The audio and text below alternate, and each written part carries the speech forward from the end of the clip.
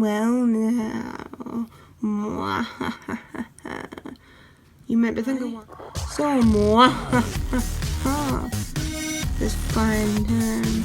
Well, right here I have this red of all reds to cover. Ha ha ha ha. You know what that means? Nice time.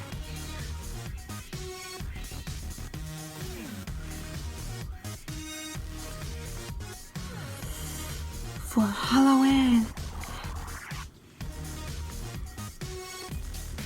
The red of a lifetime.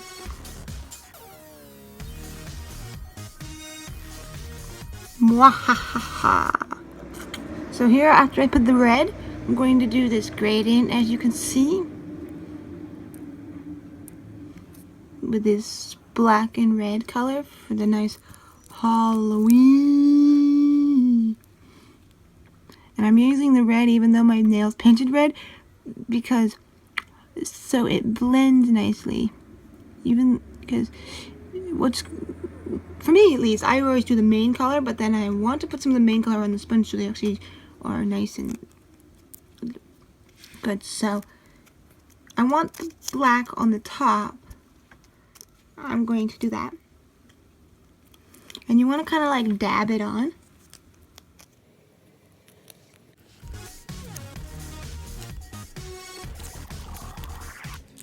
You can see me doing right here.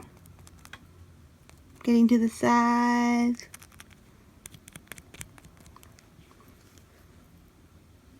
See what it looks like. Nice and flattened before it dries. I like to use clear nail polish to really flatten it out and see what it looks like.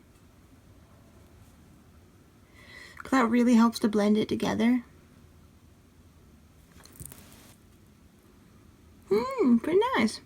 It's very subtle. Like my other nail, it got more, but it's harder to do with my thumb, this gradient. But it looked kind of cool like this, being kind of subtle and seeing the red more through than the other ones. The other ones, they're like that too, but this one's kind of nice that way. So I think I'll probably leave it like that, and then I'll put the sparkles like my others on top of this, because I have these like black, gold, greeny, orange sparkles that I'm going to use from OPI. Yep. So I'm gonna let this is nice. I'm gonna give this a nice time to dry, like 20, so maybe a little less minutes to dry, and then I'm going to dab on some sparkles, and then voila. Now here's the sparkle we're gonna use, the OPI called Comet in the Sky. Interesting name. Kind of goes with the color. Like, yeah, kind of is like comet going. So here we're gonna put a thin layer on my nail before I get onto doing a little bit of, because if I just do it like this, then I get very, very, very little amount of sparkles on my nail, and I want it more because it looks cool with more. So there's that. And then here's this. Especially for sparkle, if you want really good sparkle, you need it to be somewhere it can take up the clear nail polish and really give you a good coverage. I don't need crazy coverage, like I'm not doing the whole nail like you've seen some people that's just all sparkle 100%. This one I want to do it just on the tip, and it kind of like my pinky here. I'm doing it like that because it's on top of the black. It shows differently than on the red. This one might show more so on this one, because this one's not as black as I did the other ones, but it still matches. So